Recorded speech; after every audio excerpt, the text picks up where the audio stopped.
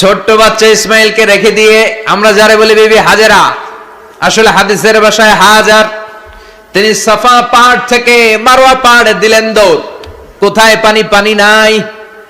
মরুভূমির বালির মধ্যে সূর্যের তাপ যখন পড়ে যায়, মরিচিকার মতো ঝলসানির একটা দৃশ্য ভেসে ওঠে, মনে হয় সাগরের পানি, আসলে পানি নাকি।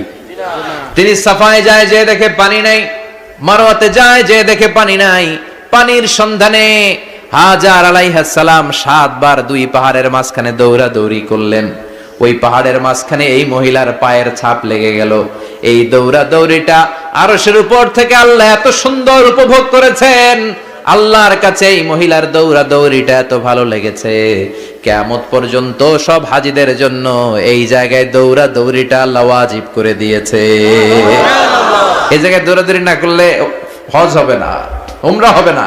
এই দৌড়াদৌড়িটা, মহিলাটার স্যাক্রিফাইস, হৃদয়ের আবেগ আর ভালোবাসাটা আল্লাহর কাছে এত পছন্দনীয় হয়েছে, কিয়ামত পর্যন্ত আল্লাহ চান সবাই দৌড়াবে, আমি উপর থেকে দেখব। ওয়াজিব করে দিলেন। যার পা যেই জায়গায় লাগছে খালি বরকত। হঠাৎ কলকল কলকল আওয়াজ শুনতে পেলেন। সাফা মারওয়া থেকে দৌড়ে আসলেন কাবার কাছে। এসে দেখলেন ফেলে রাখা দুধের বাচ্চা ইসমাইলের পায়ের ধাক্কায় জমিন থেকে পানি বের হতে শুরু করেছে। কলকল কলকল আওয়াজ। ওনারা আরবি ভাষা জানতেন না। সাইয়েদনা ইব্রাহিম, ইসমাইল, হাজার, এরা সুরিয়ানি ভাষার মানুষ ছিলেন। সুরিয়ানি ভাষায় উনি বসে পানি যাতে মরুভূমির বালুতে লেগে শুকিয়ে না যায়, বালু দিয়ে বাঁধ দিতেছে। আমরা বাঁধ দেই না পানি আটকানোর জন্য? দেখেন নাই মনে হয়? দেখেন নাই? পানি আটকানোর জন্য বাঁধ দেই আমরা। হাজার এসে বালু দিয়ে বাঁধ দিতেছে নিজে নিজে, আর নিজের সুরিয়ানি ভাষায় বলতেছে জাম জাম, মানে থাম থাম, পানি যাইস না তুই।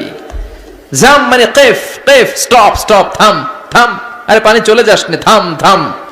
ওনার মুখ নিঃসৃত এই ঝাম ঝাম শব্দ দুইটা আল্লাহ এত পছন্দ হয়েছে, কিয়ামত পর্যন্ত আল্লাহ এই কুয়ার নাম ঝমঝমের কুয়া করে দিয়েছে। বরকত আর বরকত।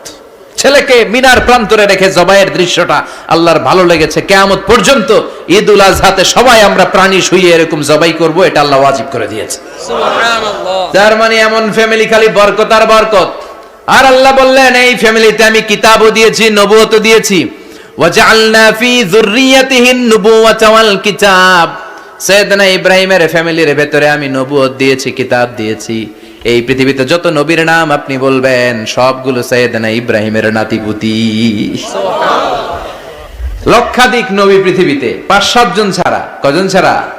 উপরের 5-7 জন ছাড়া যত নবী আপনি নাম বলতে পারবেন, যাদের নাম জানি কিংবা জানি না, সব সাইয়েদনা ইব্রাহিমের বংশধর, ওনার নাতিপুতি।